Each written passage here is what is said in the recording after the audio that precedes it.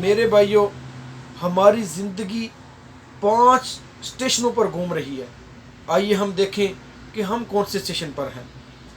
Number 1 عالم ارواح، number 2 ماں کا پیٹ، نمبر 3 دنیا یعنی کہ دنیا کا پیٹ، نمبر 4 قبر عالم برزخ کی پہلی سٹیج، نمبر 5 محشر کا میدان.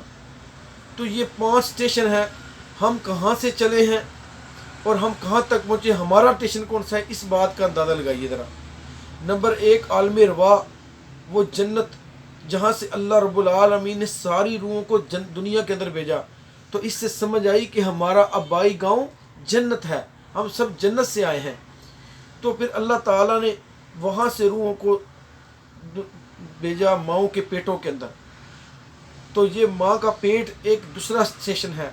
یہاں سے انسان اپنے وقت متعین کے ساتھ پھر انسان تیسرے اسٹیشن دنیا پر آ جاتا ہے، اور اس وقت ہم دنیا میں ہیں. پھر اس دنیا کے اندر پھر 3 اسٹیشن ہیں، یعنی کہ بچپن، جوانی اور بڑھاپا. تو اس کے آگے پھر 2 اسٹیشن ہیں، 2.5 اسٹیشن بھی باقی ہیں.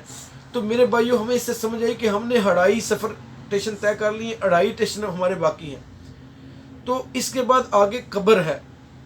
قبر ایک ویٹنگ روم ہے، جہاں پہ جتنی روحیں جاتی ہیں وہ ویٹنگ روم کے اندر چلی جاتی ہیں.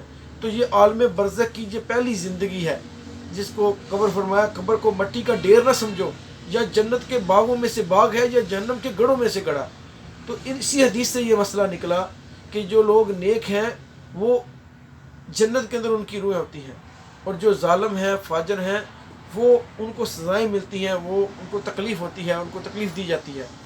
تو یہ سمجھ آئی کہ جتنے بھی لوگ اس دنیا سے جاتے ہیں وہ اگلے جہان میں منتقل ہو جاتے ہیں. فنا کوئی بھی نہیں ہوتا، ہر ایک نے آگے کی طرف جانا ہے. پھر اس کے آگے جب قیامت کا دن آئے گا تو وہ روحیں کہیں گی کہ جب وہ کہ کس نے ہمیں ہماری خواب گاؤں سے اٹھا دیا.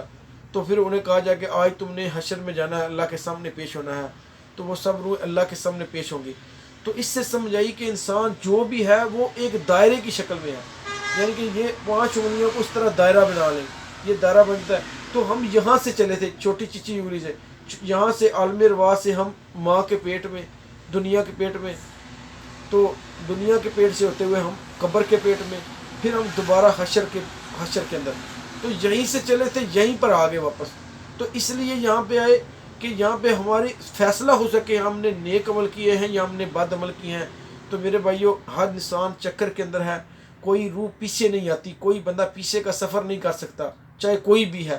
جس نے بھی جانا ہے اس نے آگے کی طرف جانا ہے، تاکہ آگے وہ اس کو حساب و کتاب ہو سکے. اگر نیک ہے تو اس کو انعام دیا جا سکے، بد اور ظالم ہے تو اس کو اس کی جزا دی سکے.